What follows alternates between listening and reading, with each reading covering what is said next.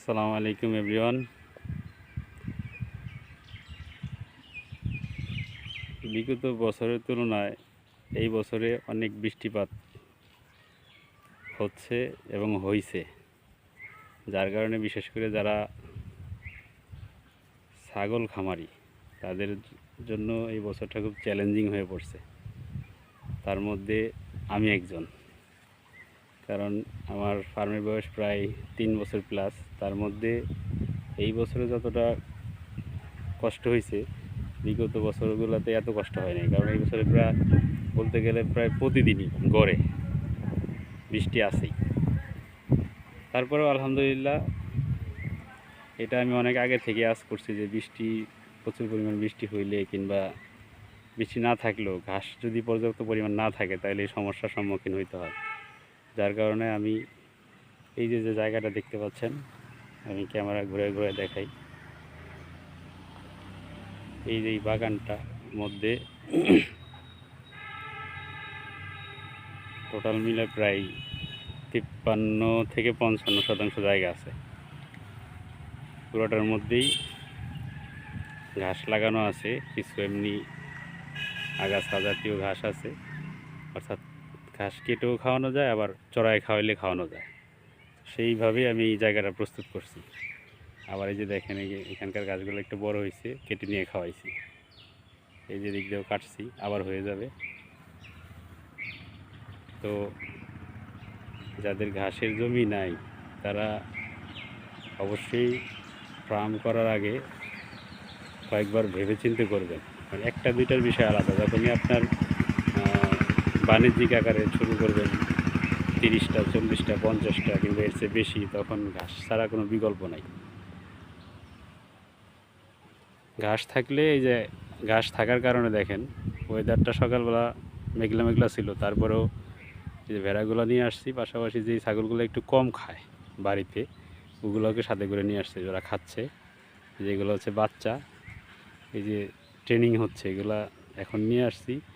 2-4 দিন আসতে আসতে ঘাস ধরে যাবে, ঘাস খাবে, তারপর ওরা খাওয়া শিখে যাবে। তো সেজন্য বলতে চাই, এক কথায় ঘাসের কোনো বিকল্প নেই। ঘাস হইলে আপনি এই সেক্টরে আসবেন, ঘাস না থাকলে আগে ঘাসের ব্যবস্থা করবেন, তারপরে আসবেন। আর শখ করে একটা দুইটা ওইটা পোষা যায়, সমস্যা হয় না।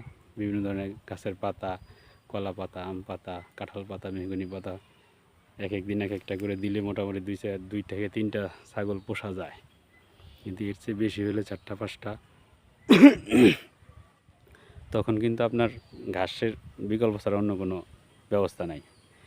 আর ঘাস ছাড়া যদি শুধু দানাদার খাবারের উপর ডিপেন্ড করা হয়, তাহলে খরচ যে টাকা দিয়ে ছাগল কিনা হবে তার চেয়ে 14 গুণ চলে যাবে।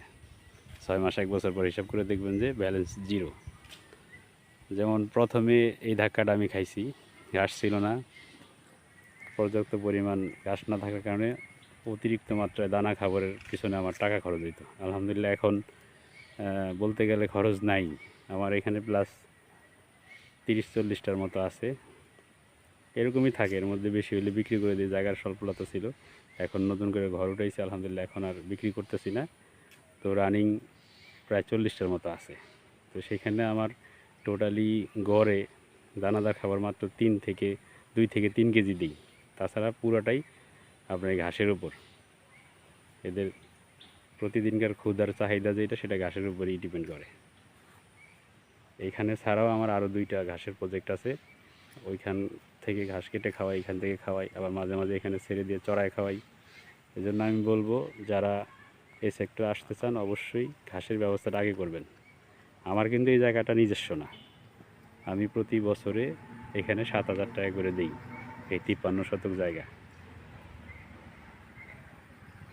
এই 7,000 টাকা খুব বেশি না, কমই। তার কারণ হচ্ছে যে গাছ আছে, মেহগনি গাছ, যার কারণে এই টাকাগুলো কম দেওয়া হয়। যদি মেহগনি গাছ না থাকতো, ফ্রেশ জমি হইতো, মিনিমাম 10,000 টাকা লাগতো প্রতি বছর। তারপরেও আমি মনে করি 10,000 টাকা দিলেও লস নেই, কারণ আপনি এখান থেকে যদি 50টা ভেড়াও যদি পোষেন, শুধু ছেড়ে খাওয়াবেন, চড়ায় খাওয়াবেন, তারপরে 10,000 টাকা দিলে লস নেই। তো যাদের এরকম জায়গার ব্যবস্থা আছে, করতে পারবেন, তারাই এই সেক্টরে আসবেন। আজকের মতো এখানেই শেষ করলাম। নতুন নতুন ভিডিও পেতে অবশ্যই চ্যানেলটি সাবস্ক্রাইব করে রাখবেন।